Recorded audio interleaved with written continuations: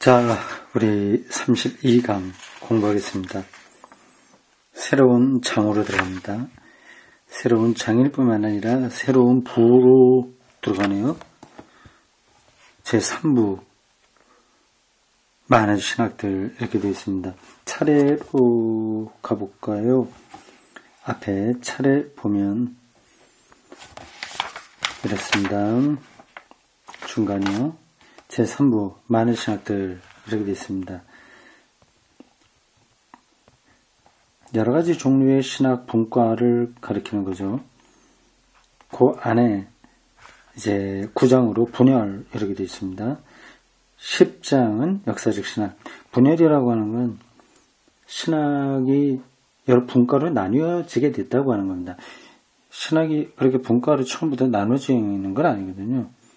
그냥 신학이었습니다. 다 같이 있는 거죠. 성서나 교의, 도구마나 교회 실천이나 윤리 이런 것들이 다 신학이라고 하는 그 이름 아래서 전개된 겁니다. 근데 언제부턴가 그게 이제 분리되는 거죠. 분과가 분과에 되는 거죠. 성서신학은 성서신학대로 나가고 조직신학은 조직신학대로 나가고 그렇게 됐습니다. 이건 뭐 신학만이 아니라 다른 학문도 마찬가지겠죠. 뭐 의학 같은 것만 하더라도 옛날에 뭐 외과, 내과, 소아과, 뭐 정신과 뭐 등등하게 나눠져 있겠습니까? 그냥 병 고치는 사람은 그 인간을 총체적으로 보고 하나로 가는 거죠. 지금도 동양 의학에서는 그렇게 좀 가는 거죠. 갑니다. 서양의학은 많이 세분화됐습니다. 그걸 얘기하는 겁니다. 분열. 근데 10장은 역사신학, 교회사를 가르치죠. 11장은 실존신학, 그대로 교회 안에서 벌어지는 일들에 대한 연구 분과입니다. 12장 조직신학, 제가 전공한 분야입니다.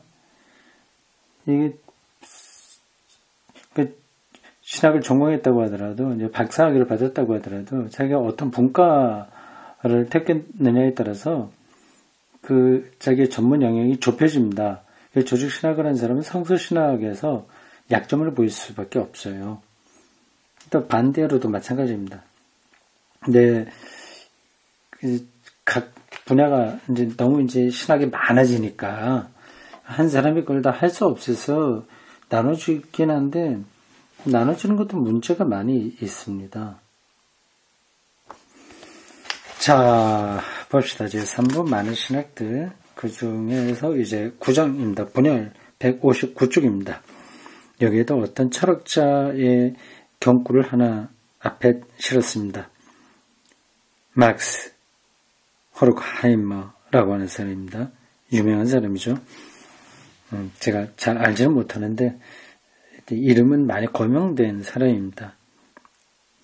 인간은 신학을 폐지할 것이다. 그렇게 되면 우리가 의미라고 부르는 것도 세상에서 사라질 것이다. 앞뒤 맥락을 빼고 이 경구만 따와서 어떤 말인 의미인지 충분하게 알 수는 없지만 대충은 따라잡을 수 있습니다. 이 시대에는 전부 인간 중심으로 가죠. 신 중심으로부터 인간 중심으로 갔습니다. 그건 뭐 잘된 거입니다. 어떤 면에서 잘된 거죠. 신과잉 시대의 중세기까지 이렇게 돼서는 이것도 아니고 저것도 아니고 뭐 하나님 똑바로 아는 것도 아니고 인간 억압적인 데 떨어지고 했습니다. 이제 거꾸로 돼갖고 이제는 인간은 과잉이에요. 인간이 모든 걸 다 할 수 있다고 생각을 하는 거죠. 결국은 신학을 이 시대가 거부하게 될 것이다 이렇게 말하네요. 그래서 의미라고 부르는 것도 세상에 사라질 것이다 이렇게 표현했습니다. 의미. 막스 호르크하이머 이 사람이 독일 사람이니까 이 의미는 영어로 이제 meaning이라고 하는데 독일어로 베도이퉁 이렇게 합니다. 거의 뜻은 비슷하죠. 베도이텐이라고 하는 동사를 명사화해서 베도이퉁, 영어는 means, 의미하다를 명사화해서 meaning 이렇게 합니다.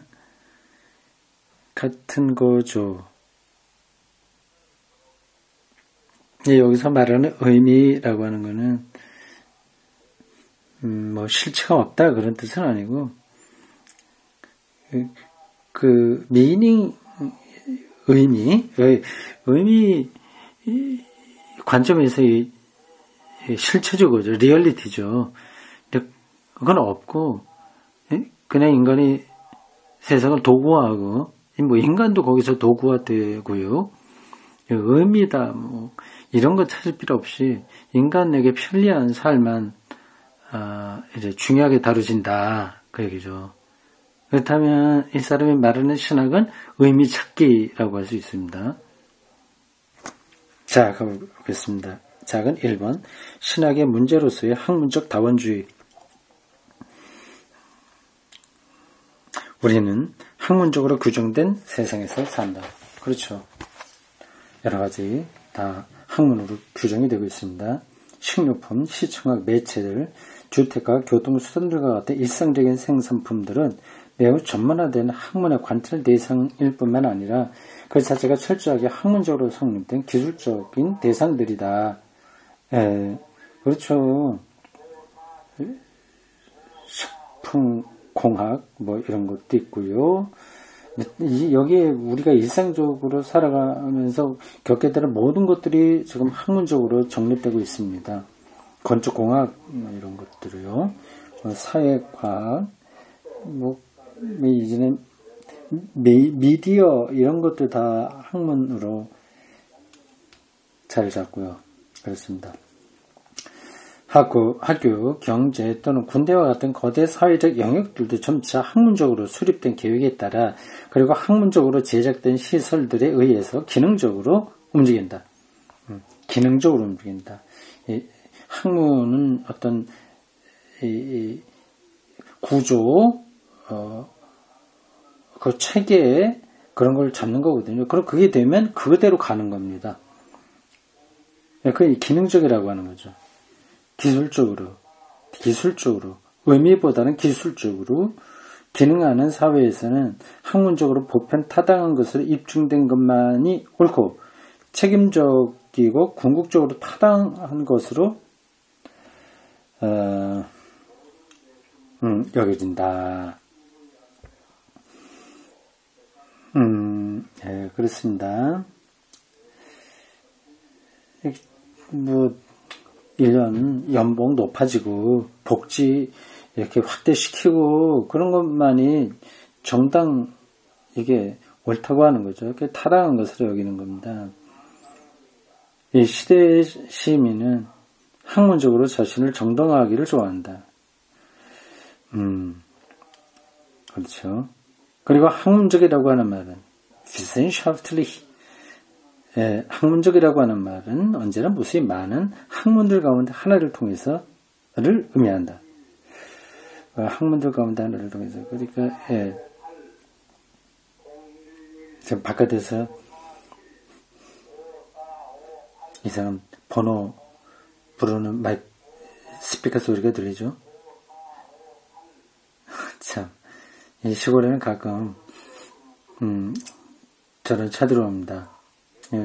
요즘은 이제 산불 많이 나니까 조심하라고 하는 그런 방송차들이 영천시청에서 보내서 많이 옵니다. 근데 지금 저거는 집수리예요.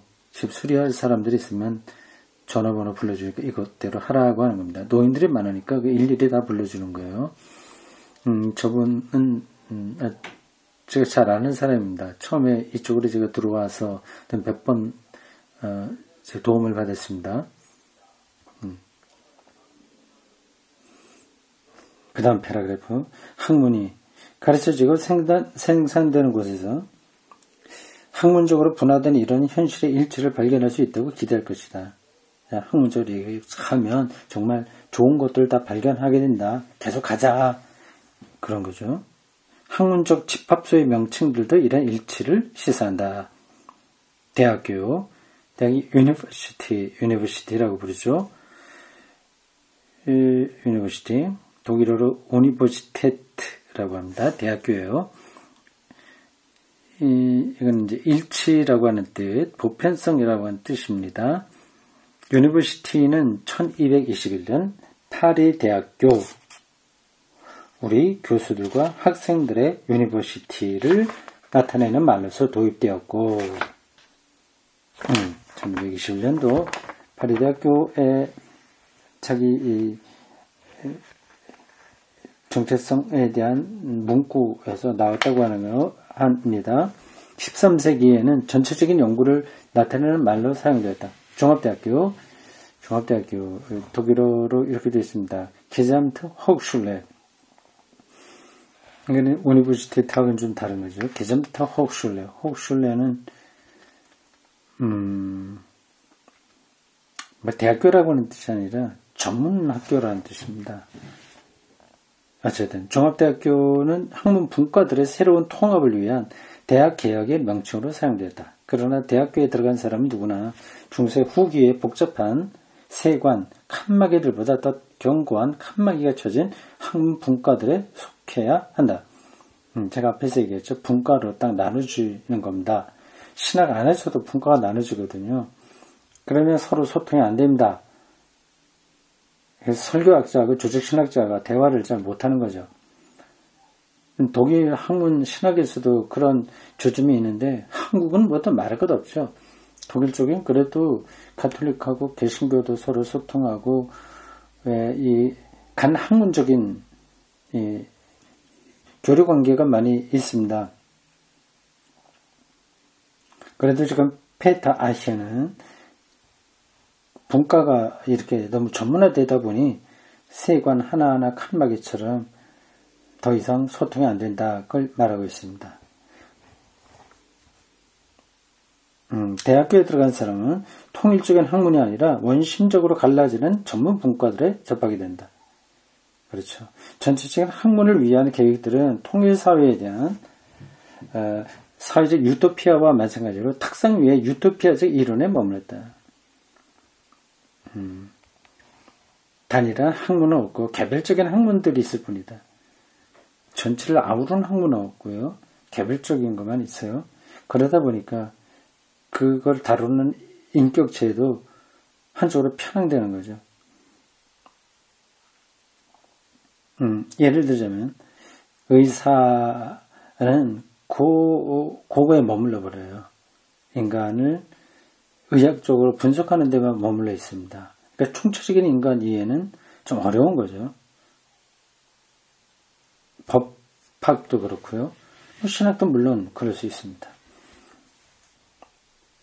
개별적인 학문들은 대학교라는 울타리 안에서 자신의 이익을 위해서 서로 격렬히 싸우고 대학교 안에 있는 사람들이 누구나 알고 있듯이 자기 보존과 자기 발전의 이기주의 안에서 믿을 수 없는 활력이 생겨나고 각기 다른 사람들에 대한 전쟁이 벌어진다.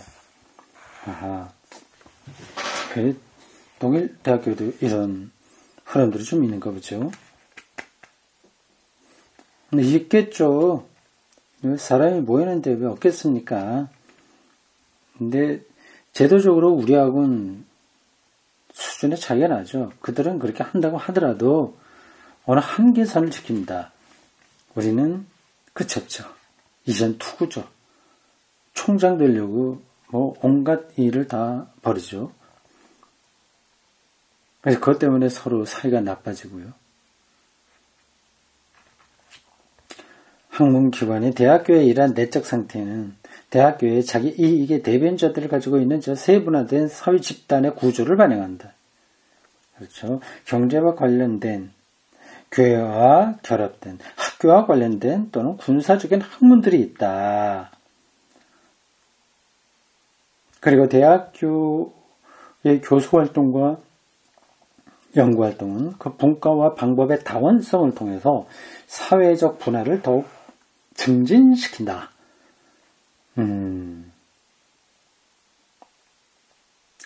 참, 이게 유니버시테트가 단일 일치 라고 하는 말에서 온 건데, 그게 이제는 오히려 분화시키는 쪽으로 가고 있다는 겁니다.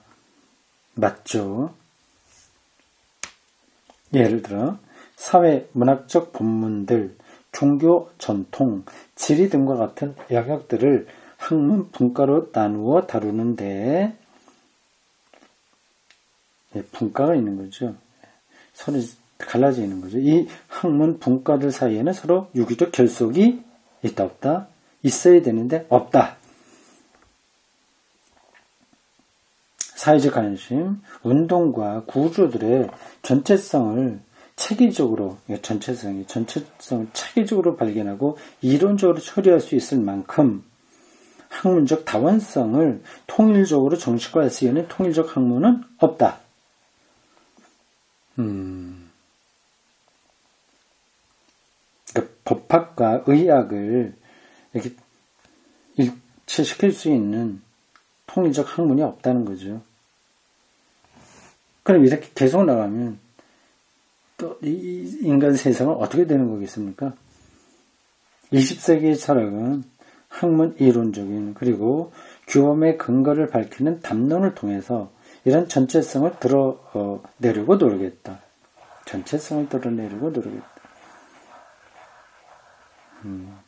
그러나 학문 이론은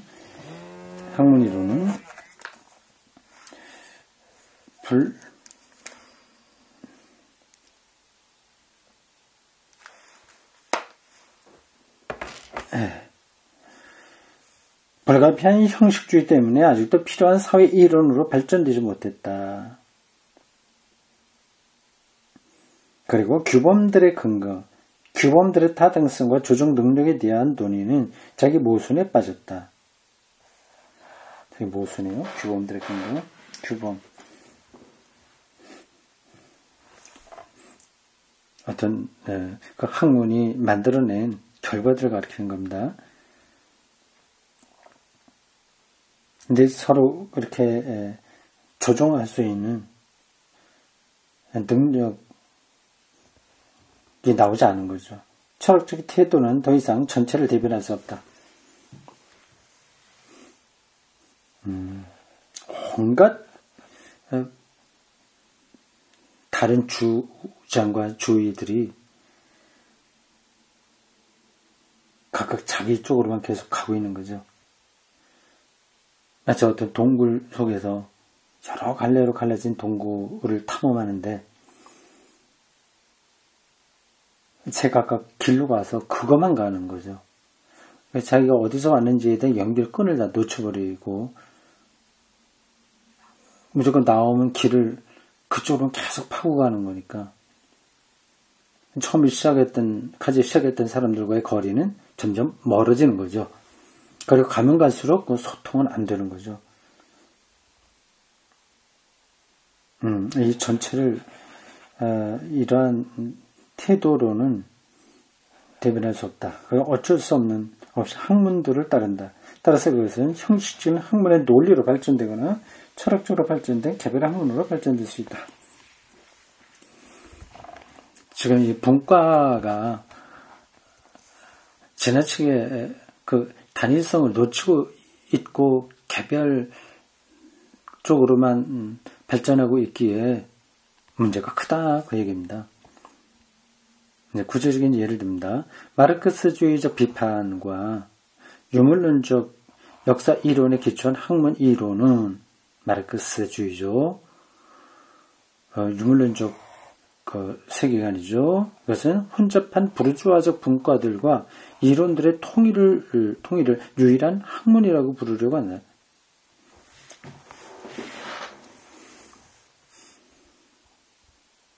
무슨 말이에요? 부르주아적 분과들과 이론들의 통일을, 이런 것들을 이제 마르크스주의가 다 통일시킬 수 있다는 그런 주장을,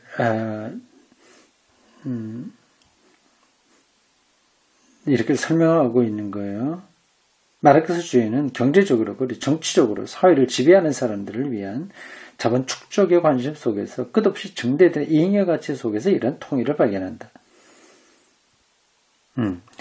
하여튼 마르크스주의가 이 세계를 통일하는 이론을 제시하려고 했다는 거죠.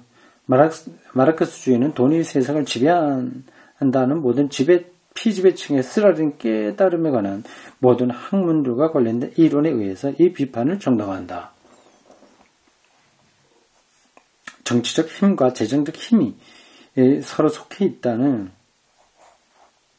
고대적 지혜의 의미에서만이 아니라 노동자와 생산품, 자기 자신 그리고 동료 인간에 대한 노동자의 관계가 단순한 상품으로 되는 자본주의적 생산 양식의 포괄적인 의미에서 돈이 세상을 지배한다. 지금 이게 마르크스 이론들이 보는 세상에 대한 분석입니다. 그 결과 자연 자체도 상품 가치를 가지는 세상이 된다. 비판적으로 보고 있는 거죠.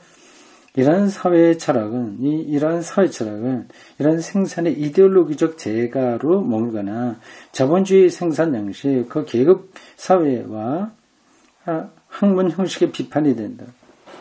따라서 분업적 학문들의 숨겨진 통일은 그 학문들의 경제적 기능 속에 있다. 경제적 기능이요? 학문들 사이에 이러한 고립하는 갈수록 확대되는 경제 봉사는 이런 학문적 성격을 은폐하게 된다. 서로 이게 타산이 맞아서 그 실체를 안 보려고 한다는 거죠.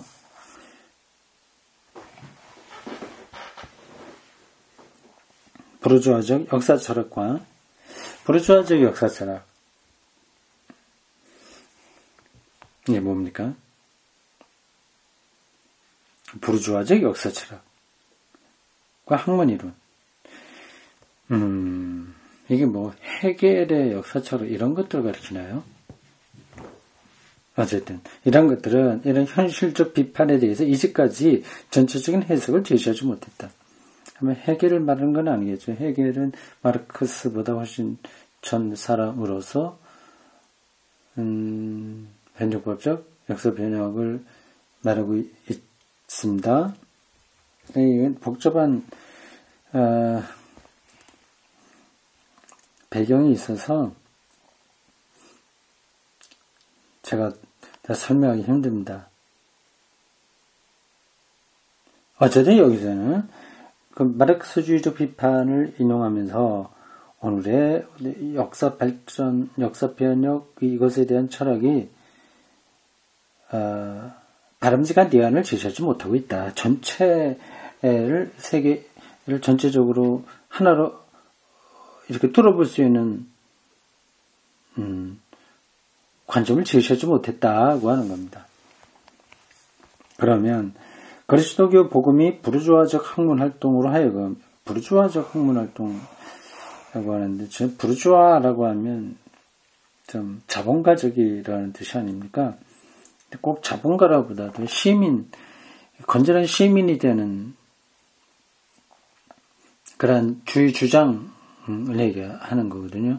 그래서 프롤레타리아하고 반대 개념이긴 하죠. 프롤레타리아는 무산자 계급이라고 한다면 부르주아는 유산자 계급이죠. 좀 가진 사람들 가리킵니다.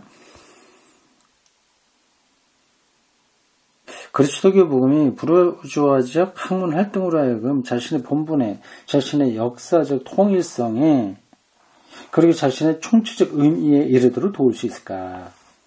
복음이. 기독교 신학이 말이죠. 이게 가능하겠냐.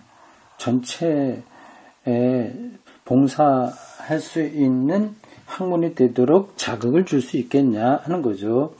또는 자신의 보편적 의미 부여의 능력을 통해서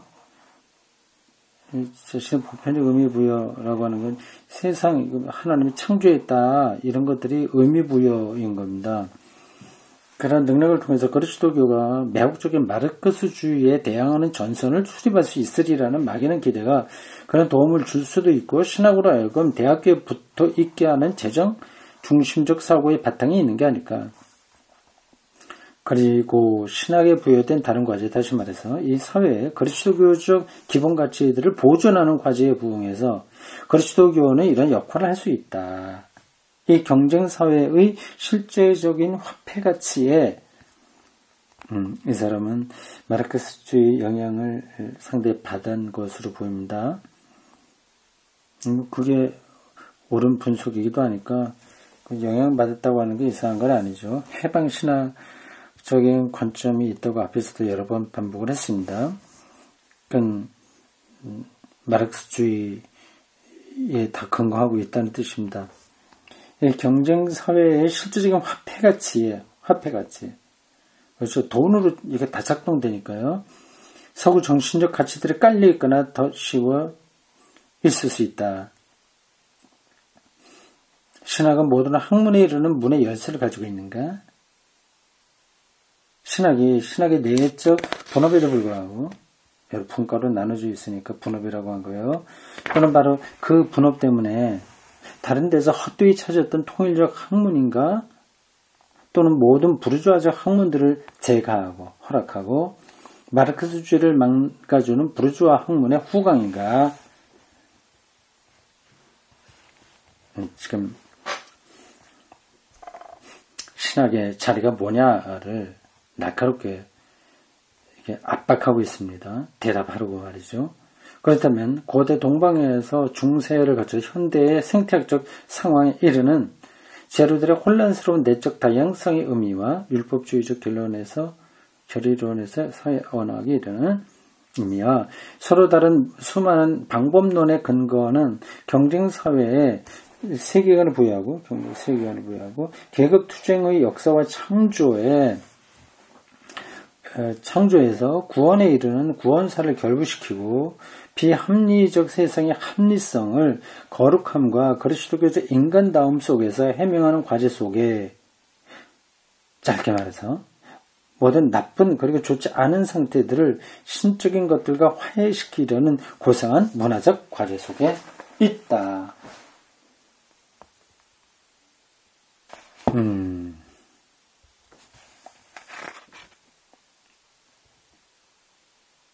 도대체 신학이 이 분화된 세계 속에서 그 역할을 잘 감당할 수 있느냐 아니냐에 대한 질문을 반복하고 있습니다. 신학의 많은 분과들이 조직신학, 성서신학, 역사신학, 실신학, 윤리학 등등 분과들이 부르주아적 근본 분열을 회복시키고 부르주아적 근본, 유산자 계급의 근본적 분열을 회복시키고 분열될 수밖에 없잖아요. 화폐를 중심으로 해서 무한 경쟁 가운데 들어가는 거니까요. 그거를 회복시키고 나쁜 대립들을 화해시키려 하기 때문에 학문들 속에 반영된 사회의 경쟁적 투쟁과 단절이 신학에 의해서 호도되는 게 아닐까. 다시 그러한 잘못된 것들을 옹호하는 신학으로 떨어지는 거 아니냐 하는 염려를 이렇게 표현한 겁니다. 신학적 분과들과 방법들의 다양성을 논하기 전에 이 비판적 물음을 물어야 된다. 왜냐하면 있는 것들을 단순히 열거하는 것만으로는 통찰을 주지 못하게 됩니다. 그러나 이 다양성을 살펴본 후에야 이 물음에 답할 수 있다. 신학은 그리고 신학을 가르치고 배우는 모든 사람은 하나님이라고 불리며 우리의 자유의 역사를 규정하는 분에 대해 하나님이라고 불리는 분이죠. 진지하게 논쟁하든가 신학적으로 논쟁하든가 아니면 다른 학문들에 대한 이데올로기적 후광을 드러내는 신학 연구에 몰두해야 할 것이다. 하나님이 누구냐에 대한 치열한 논쟁을 계속할 것이냐 아니면 이 사회를 지탱하도록 종교적인 그 이념들을 제공하는 것으로 떨어지냐 어느 쪽이든 선택해야 된다고 하는 겁니다. 물론 여기서 전자가 필요한 거죠. 전자의 경우에는 신학의 모든 개념들이 그리고 학문적 행위 자체도 성서적으로 증언되고 교회사적으로 해석되고 신학적으로 성찰된 하나님의 은혜로운 역사적 행위의 빛 안에서 비판적으로 논의되어야 된다. 종합적인 거죠. 후자의 경우에는 신학이 교회의 신앙을 모든 학문들이 언어에 맞춰 정식화하고 그 사회 실천을 위해서 그 신앙을 적절하고 그럴듯하게 형성하도록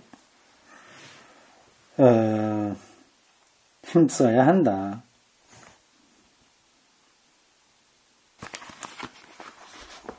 후자는 바람직한 거 아니죠?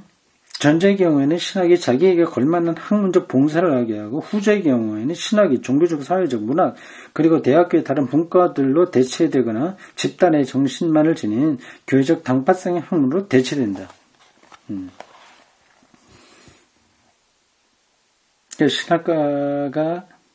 신학과가 대학교에 있을 필요가 없어지게 되는 거죠. 이 후자의 경우로 말하자면요.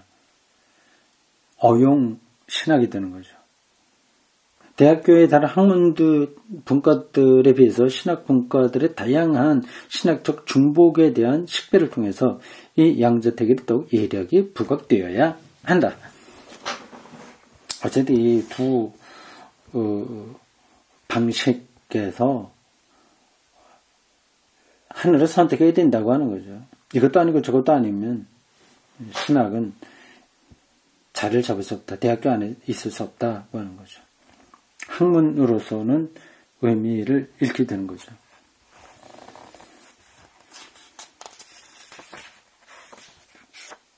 명제일.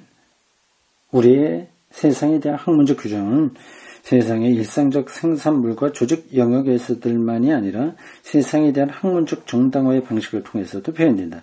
학문적으로 보편 타당하게 정식화될 수 있고 재생산될 수 있는 것이 적법하고 참되게 여겨진다. 그냥 하나의 그 원칙을 말하는 겁니다. 명제. 학문의 자리로서 대학교는 분업적으로 구조화될 뿐만 아니라 분과들의 고립화 속에서 그 아카데미적인 경쟁적 투쟁 속에서 극히 분업적으로 조직화된 경쟁사회를 반영한다. 극히 분업적으로 경쟁사회를 보인다. 그죠? 그렇게 되고 있습니다. 명제 3. 전체적 사고의 철학적 태도는 학문의 이론이나 규범의 논증이나 역사 철학을 통해서도 분업사회의 세밀한 학문들을 통일시킬 수 없다. 통일시킬 수 없다고 하는 거예요. 전체적 사고의 철학적 태도. 전체를 생각하려고 하는, 이걸 다 묶어서 하나로 만들려고 하는 그런 것들은 학문을 통일시킬 수 없다. 현실적으로 그렇다고 하는 거죠. 거기에 뭐 관심도 없는 거죠. 사람들이요. 지금 인공지능을 컴퓨터나 인공지능 연구하는 사람들에게 이 법의 정의, 뭐 이런 것들이 의미가 있겠습니까? 노벨상을 만든 사람이 노벨 그 다이너마이트를 발명했다면서요. 그 당시에 이렇게 폭탄이 생기고 할 거 예상했겠습니까? 이미 그렇게 가버렸으니까 안 되는 거죠. 이미 흘러간 물을 거꾸로 올릴 수는 없습니다. 명제사. 마르크스주의에 따르면 생산력이 자본주의 사회적 성격을 형성하며 생산력이 그러며 부르주아적 학문의 분업적 활동을 통일시킨다. 마르크스주의에 의하면 통일시킨다고 하는 거예요. 이 사회적 성격은 확대된 경제를 촉진시키며 이 경제는 자본가의 이익에 봉사한다. 이 점에서 철학과 신학은 분열된 경쟁사회의 이데올로기적 상부구조로서 파악된다. 그러니까 마르크스가 신학을 비판할 수밖에 없는 거죠. 이 이데올로기적 상부구조니까요. 명제요. 신학의 분과들 안에 결합된 다양성이 부르주아적 분열들을 유산자 계급이에요. 가난한 사람들은 아니죠. 좀 돈이 있는 사람들이에요. 부르주아의 분열들을 자신 안에서 화해시키고 마르크스주의적 비판에 맞서 종교적으로 제거된 전체성을 제시하는 데서 신학의 의미를 찾을 것인지가 문제다. 이거는 피타이어가 바라보는 대안은 아니겠죠. 자, 일단 여기까지입니다.